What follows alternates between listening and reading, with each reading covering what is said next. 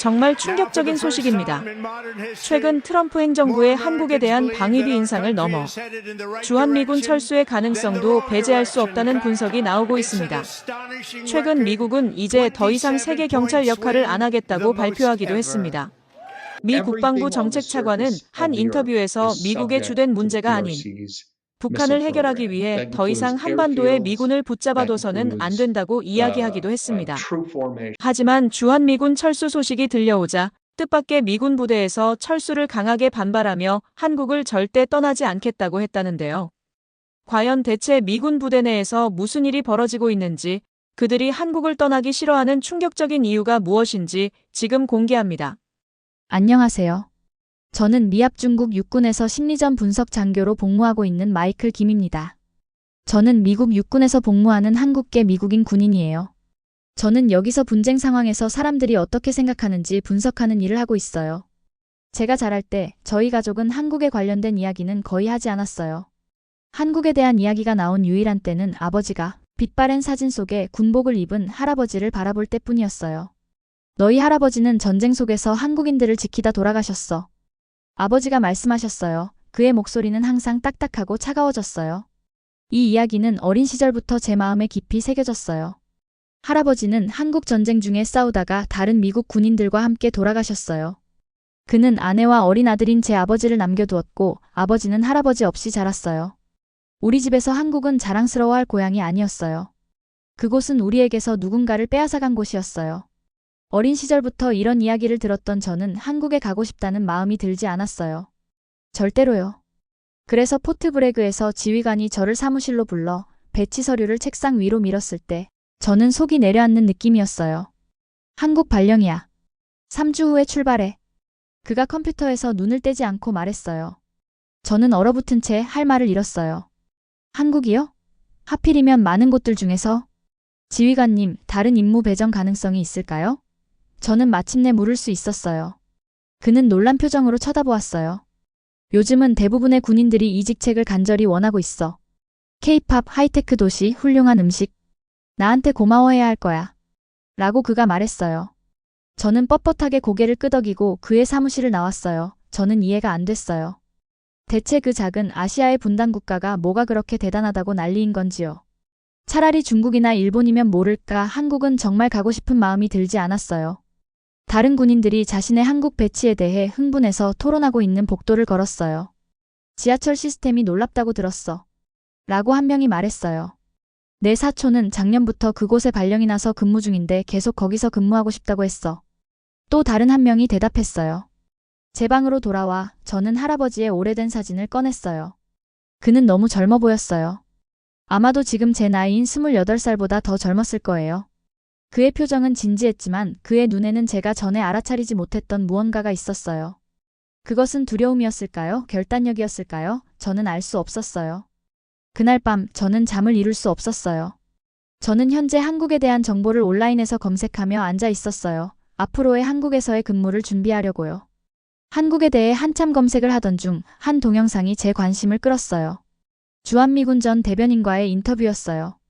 그의 말은 저의 흐트러진 자세를 똑바로 앉게 만들었어요. 사람들은 거기서 전쟁이 일어날 수 있다는 것을 잊지만 저는 그렇지 않아요.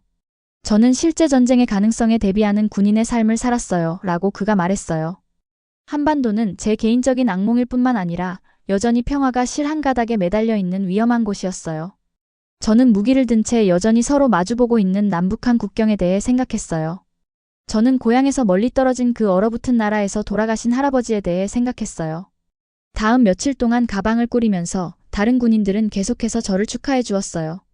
너 정말 운이 좋아. 제니퍼 리 상사가 제 책상에 들러 말했어요. 한국 음식을 마음껏 먹을 수 있는 것만으로도 가치가 있어. 그리고 거기서는 모든 것이 효율적이야. 여기처럼 정말 간단한 일도 이렇게 오래 걸리지 않아. 저는 억지로 미소를 지으며 컴퓨터의 모니터를 다시 응시했어요. 제가 한국을 생각할 때 흥미진진한 모험이 보이지 않는다는 것을 어떻게 설명할 수 있을까요? 저에게는 오직 할머니를 미망인으로 만들고 아버지를 아빠 없이 자라게 한 장소만으로 보였어요. 비행기 출발 전날 밤 아버지가 전화하셨어요. 한국 발령에 대해 들었다. 그의 목소리는 긴장되어 있었어요. 네, 저는 대답했어요. 달리 무슨 말을 해야 할지 모르겠었어요. 그가 다시 말하기 전에 긴 침묵이 있었어요. 너희 할아버지. 그는 한국에서 복무한 것을 자랑스러워했어. 그것을 기억해. 아버지가 할아버지의 복무에 대해 긍정적인 말을 하는 것은 이번이 처음이었어요. 보통은 저희가 잃었던 것과 희생에 관한 것뿐이었거든요. 그럴게요. 저는 대답했어요. 다음 날 아침 비행기에 탑승하면서 저는 다른 나라로 여행하는 것이 아니라 시간을 거슬러 과거로 가는 느낌이 들었어요. 수세대 동안 우리 가족을 괴롭혀온 실체를 향해 곧장 가고 있었어요. 저는 기내 반입 가방을 더 꽉 쥐었어요. 할아버지의 사진이 안전하게 그 안에 넣어져 있었어요. 14시간 후 비행기는 인천국제공항에 착륙했어요. 저는 깊게 숨을 들이쉬고 할아버지를 우리에게서 빼앗아간 나라로 발을 들여놓았어요. 무엇을 발견할지. 또는 무엇이 저를 발견할지 확신하지 못한 채로요. 그런데 공항이 저를 바로 놀라게 했어요. 저는 혼란을 예상했었는데 인천국제공항은 조용하고 깨끗했고 믿을 수 없을 정도로 효율적이었어요. 저는 몇 시간이 아닌 몇 분 만에 세관을 통과했어요. 제 짐은 컨베이어 벨트에 빠르게 나타났어요. 모든 것이 완벽한 타이밍으로 작동하는 것 같았어요. 한국 처음이세요? 제가 그의 차에 짐을 싣는 동안 택시 기사가 물었어요. 네, 저는 대답했어요. 공항을 어떻게 이렇게 빨리 나올 수 있었는지 여전히 이해하려고 노력하면서요. 미국인들은 항상 이곳에서 일이 얼마나 빨리 진행되는지 놀라워해요. 그가 미소를 지으며 말했어요. 우리는 이것을 빨리빨리 문화라고 불러요. 빠르게라는 뜻이에요. 한국에서는 모든 것이 빨리 이루어져야 해요. 우리가 군사기지를 향해 운전하는 동안 서울이 제 창문 밖에 나타났어요. 높은 유리 건물들이 하늘을 향해 뻗어 있었어요. 한글로 된 다채로운 간판들이 밝게 빛나고 있었어요. 곡선형 지붕을 가진 고대 궁들이 현대적인 고층 빌딩들 옆에 자랑스럽게 서 있었어요. 거리는 깨끗했고 사람들은 바쁘게 움직이고 있었어요. 저는 제가 한국에서 보는 모든 것들에서 문제점들을 찾고 싶었어요. 오랫동안 품어온 한국에 대한 부정적인 감정들을 정당화하고 싶었거든요. 하지만 제 앞에 펼쳐진 도시에서 결함을 찾기는 어려웠어요. 택시는 미군 주둔지 입구에 멈췄어요. 저는 기사에게 돈을 지불하고 보안 검색대를 통과하여 제 가방을 들고 들어갔어요. 젊은 군인이 저에게 임무 보고를 할 행정 건물을 안내해 주었어요. 브라이언 소령은 그의 사무실에서 기다리고 있었어요. 그는 진지한 얼굴과 완벽한 자세를 가진 미군 장교였어요. 그는 말하기 전에 제 파일을 주의 깊게 살펴보았어요.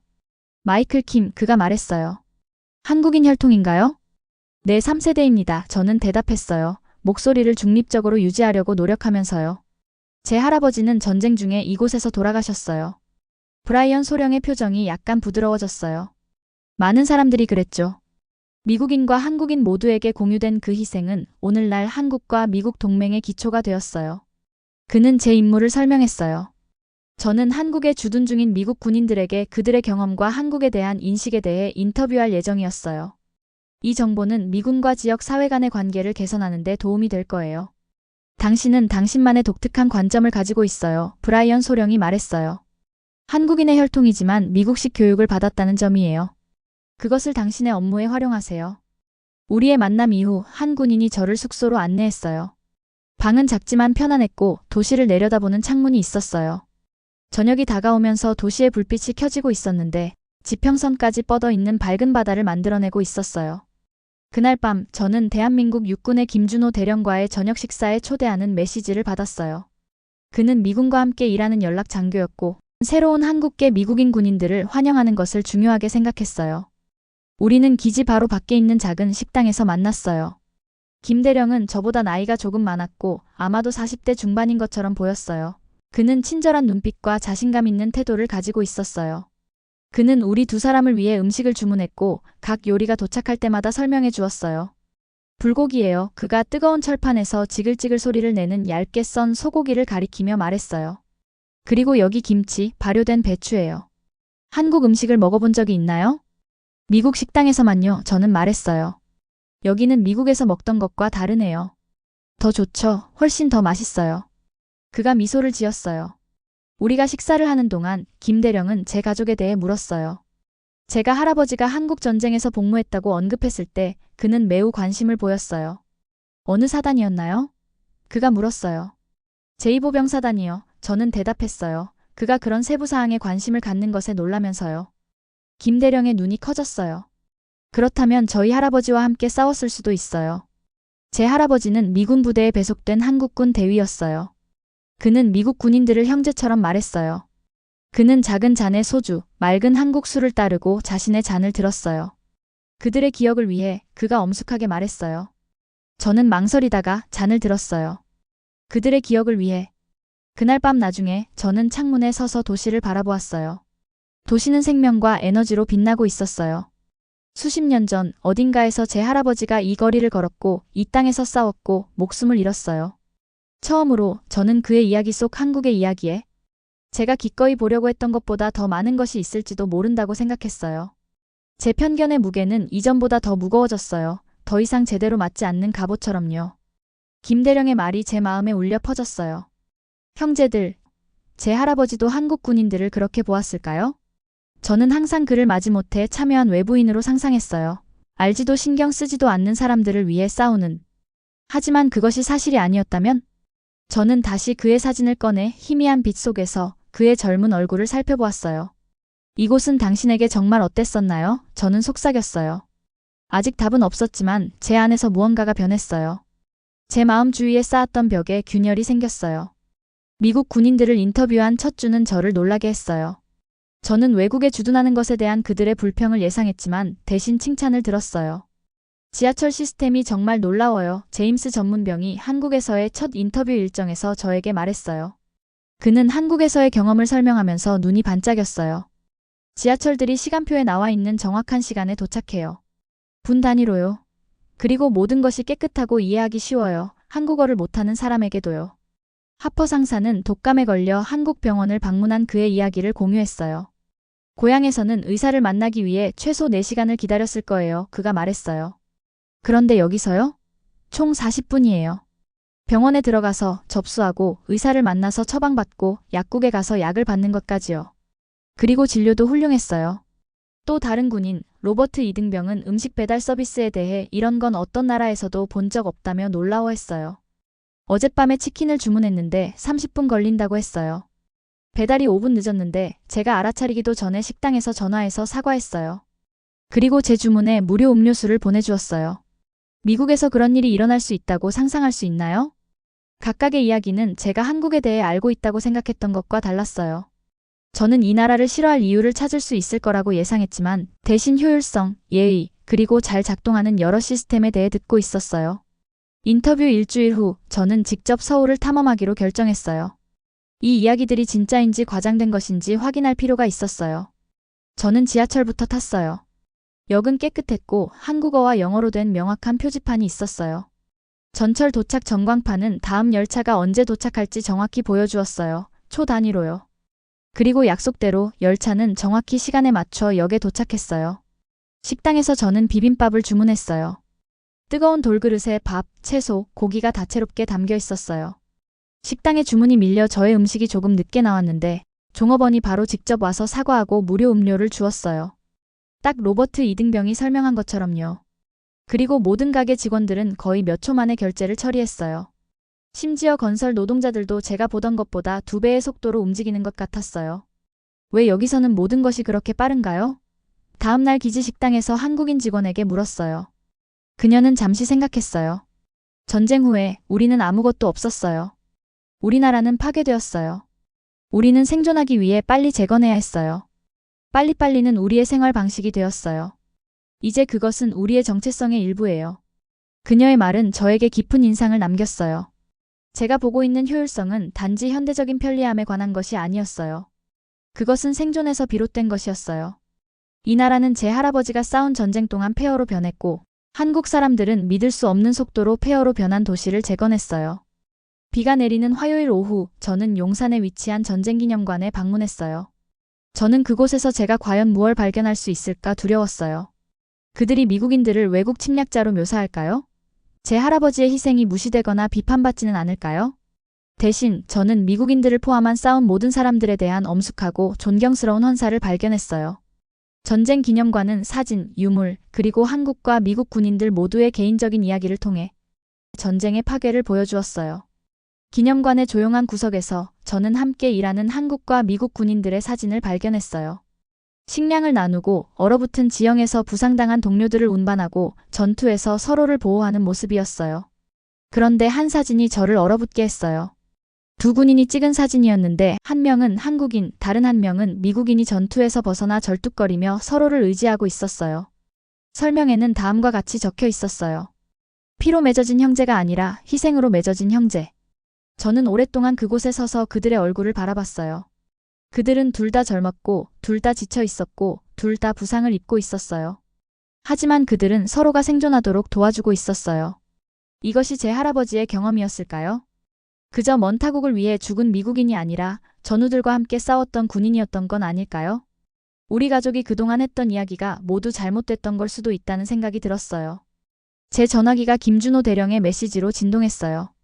그는 다음날 한국과 미국 군대 간의 합동훈련을 함께 참관하면 좋을 것 같다는 메시지를 보내왔어요. 한미동맹훈련이 어떻게 진행되는지 와서 직접 보세요. 그의 메시지가 적혀 있었어요.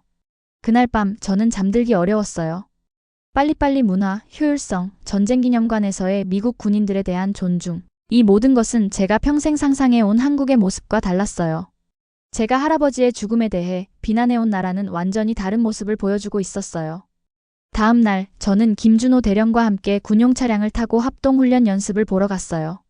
미국과 한국 군인들이 나란히 일하며 완벽한 호흡으로 훈련 시나리오를 진행했어요. 그들은 헤드셋을 통해 의사소통했는데 때로는 영어로, 때로는 한국어로 종종 문장 중간에 두 언어를 번갈아 사용했어요. 그들은 너무 자주 함께 훈련해서 그들만의 혼합 언어를 개발했어요. 우리가 안전한 거리에서 지켜보는 동안 김 대령이 설명했어요. 많은 미국 군인들이 한국어 표현을 익히고 우리 군인들은 모두 영어를 공부해요. 훈련은 인상적이었어요. 탱크가 들판을 가로질러 굴러가는 동안 헬리콥터가 머리 위로 날아갔어요. 군부대가 건물을 확보하고 부상당한 동료들을 구조했어요. 모든 움직임이 연습되고 정확해 보였어요. 왜 우리는 여전히 이 모든 것이 필요한가요? 저는 우리 앞에 훈련을 가리키며 물었어요. 김 대령의 얼굴이 진지해졌어요.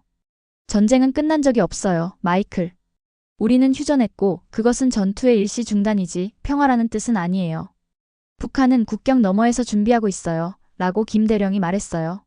그의 말은 전 주한미군 대변인이 인터뷰에서 했던 말을 떠올리게 했어요. 위험은 여전히 실제했고 이것은 단순한 훈련이 아니었어요. 언제든지 현실이 될 수 있는 가능성에 대한 준비였어요. 한국에 배치된 지 3개월 후 김 대령은 저를 특별한 곳에 초대했어요. 내일 당신을 판문점으로 데려갈게요. 그가 말했어요. 남북한 군인들이 국경을 사이에 두고 서로 마주보는 공동경비구역이에요. 당신이 그것을 보는 것이 중요해요. 라고 그가 말했어요. 다음 날 아침 우리는 서울에서 북쪽으로 운전했어요. 풍경이 점차 바쁜 도시거리에서 조용한 시골로 변했어요. 결국 우리는 비무장지대라고 불리는 지역, 남북한을 나누는 2.5마일 너비의 땅에 들어갔어요. 비무장지대라는 이름에도 불구하고 DMZ는 세계에서 가장 무장이 심한 국경 중 하나예요. 철조망 울타리가 도로를 따라 늘어서 있었고 감시탑이 일정한 간격으로 솟아 있었어요. 무장한 군인들이 검문소에서 경비를 섰어요. 우리는 판문점에 도착하기 전에 여러 보안 검문을 통과했어요. 분위기는 긴장되어 있었어요. 모든 것이 마치 세계가 숨을 참고 있는 것처럼 고요하고 조용하게 느껴졌어요. 김 대령은 저를 건물로 안내했는데 그곳에서 한국 군인들이 특별한 자세로 서 있었어요. 건물의 기둥 뒤에 반쯤 숨어서 어떤 위협에도 대응할 준비가 되어 있었어요. 국경을 표시하는 콘크리트 선 너머로 북한 경비병들이 쌍안경을 통해 우리를 지켜보고 있었어요.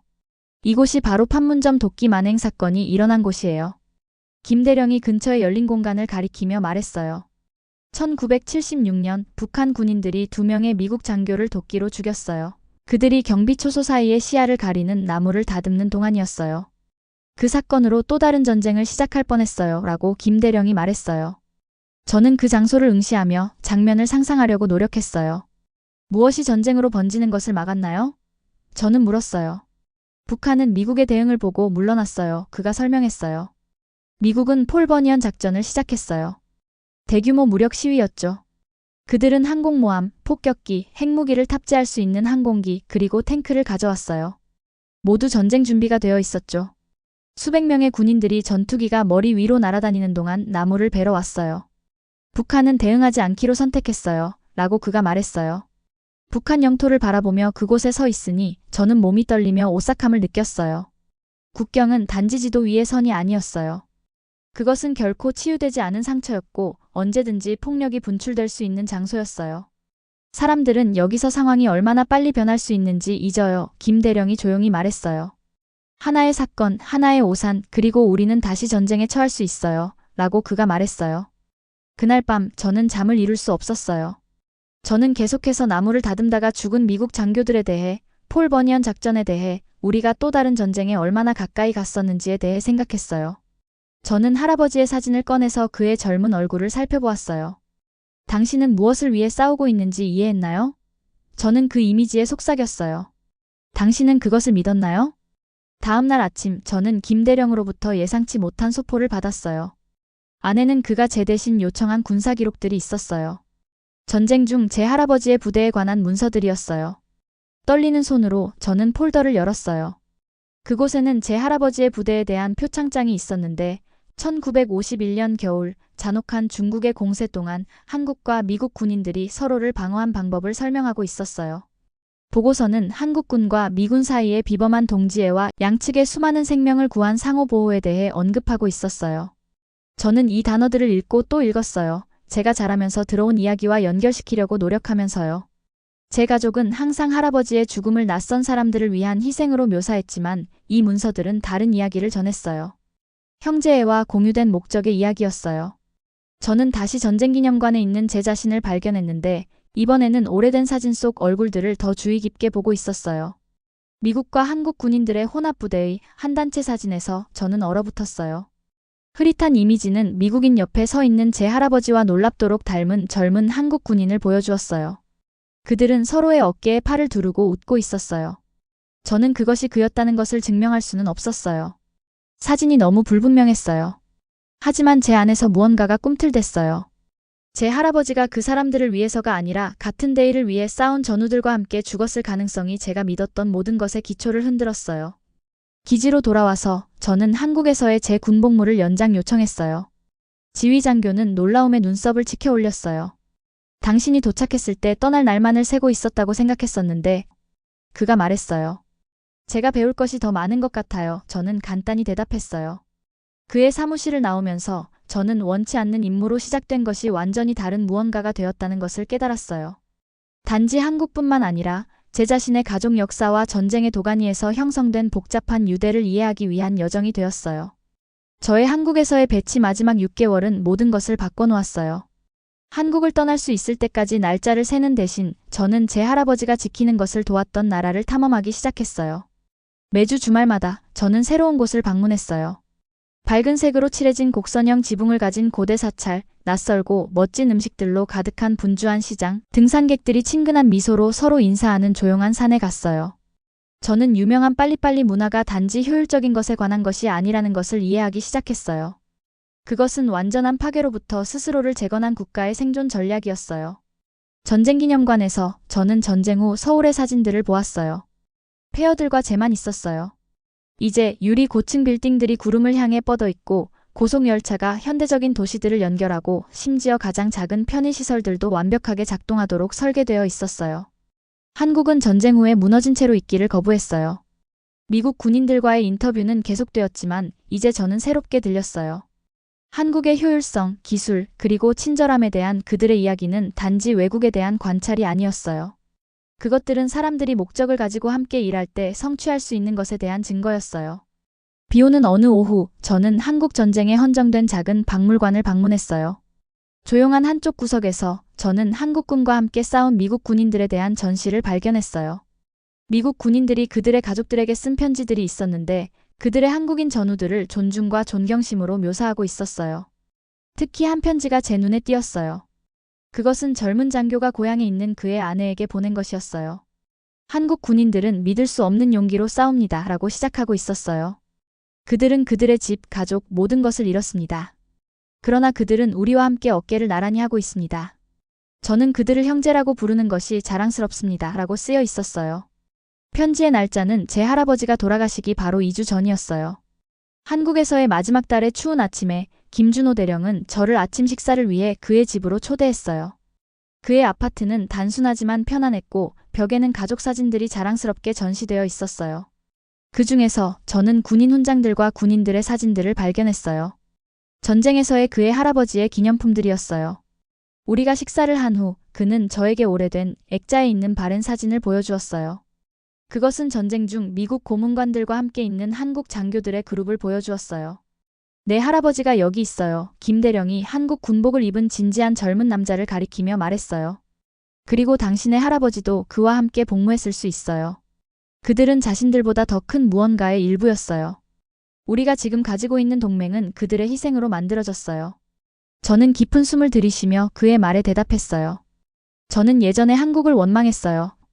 저는 할아버지를 제 가족으로부터 데려간 것에 대해 한국을 비난했어요.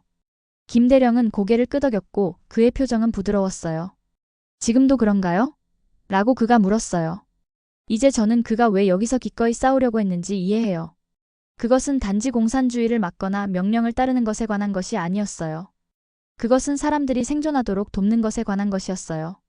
한국에서의 마지막 날, 저는 기지 입구에 서서 새로운 미국 군인들이 도착하는 것을 지켜보았어요. 많은 군인들이 그들이 참석하기를 희망하는 K-팝 콘서트나 그들이 먹어보고 싶은 한국 요리에 대해 이야기하면서 흥분했어요. 한 젊은 여성 군인이 무거운 가방을 들고 애를 쓰고 있었는데 그녀의 눈은 서울의 분주한 거리와 높은 건물들을 바라보며 커져 있었어요. 한국 처음이세요? 저는 그녀의 짐 옮기는 것을 도우며 물었어요. 그렇게 티가 나나요? 그녀는 긴장한 웃음과 함께 대답했어요. 한국에서는 모든 것이 얼마나 빠른지에 익숙해질 거예요. 그것은 이곳을 특별하게 만드는 부분이에요. 저는 미소 지으며 말했어요. 더 해주실 조언은 없으세요? 그녀가 물었어요. 저는 대답하기 전에 신중하게 생각했어요. 저는 제 책상 위에 있는 제 할아버지의 사진에 대해 생각했어요. 지금은 저와 친구가 된 김대령과 다른 한국 장교들과 함께 찍은 사진 옆에 놓여 있었어요. 우리가 왜 여기 있는지 기억하세요? 저는 마침내 말했어요. 단지 놀라운 음식이나 효율적인 지하철, 최신 K-팝 노래를 위해서 온 것이 아니에요. 우리는 우리 이전 세대들이 이 장소와 여기 있는 사람들을 지킬 가치가 있다고 믿었기 때문에 여기 있어요. 라고 저는 말했어요. 저는 북쪽을 향해 바라보았어요. 그곳은 고층 빌딩과 산 너머로 DMZ가 치유되지 않은 상처처럼 반도를 가로질러 있었어요. 위험은 여전히 실제했고 남북한은 여전히 분단되어 있었어요. 하지만 한국과 미국 사이의 동맹은 수십 년에 걸쳐 더 강해졌고 상호 존중과 공유된 희생 위에 세워졌어요. 그날 저녁 제 비행기가 인천국제공항에서 이륙할 때 저는 아래로 펼쳐지는 서울의 불빛을 내려다보았어요. 70년 전 저 아래 어딘가에서 제 할아버지는 그 거리를 걸었어요. 그는 형제가 된 한국 군인들과 함께 싸웠어요. 그는 낯선 사람들이 아닌 전우들을 위해 그의 생명을 바쳤어요. 저는 집으로 향하고 있었지만 저는 제가 이곳으로 다시 돌아올 것을 알고 있었어요. 제 할아버지의 한국에서의 여정은 여기서 끝났지만 제 여정은 이제 막 시작되고 있다고 깨달았어요. 저의 가방에는 단지 기념품만 들어있지 않았어요. 저는 제 가족의 역사와 제 자신의 유산에 대한 새로운 이해를 가지고 있었어요. 너무 오랫동안 가지고 있었던 상처를 치유하는데 도움이 될 이야기들이었어요. 제가 한국에 가져온 편견은 녹아내렸고 예상치 못한 무언가로 대체되었어요. 자부심이었어요. 제 한국 유산에 대한 자부심. 제 미국인 정체성에 대한 자부심. 그리고 희생을 통해 형성되고 우정을 통해 유지된 동맹에 대한 자부심이었어요. 비행기가 미국을 향해 가고 있을 때 저는 저 자신과 제 할아버지의 기억에 약속을 속삭였어요. 돌아올게요. 이것은 작별이 아니에요. 저의 핸드폰에서 저는 한국에서 찍었던 사진들을 스크롤했어요. 제가 사귄 친구들, 제가 방문한 장소들, 한국과 미국의 희생을 모두 기리는 기념물들이었어요. 한 사진에서 김준호 대령과 저는 판문점에서 나란히 서 있었어요. 계속된 협력의 미래를 바라보는 한국 전쟁의 두 후손이었어요. 우리는 함께해서 더 빨랐고 함께해서 더 강했어요. 우리 할아버지들이 오래전에 그랬던 것처럼요. 오늘의 사연은 여기까지입니다. 오늘의 사연 재미있게 보셨다면 좋아요와 구독 꼭 부탁드립니다.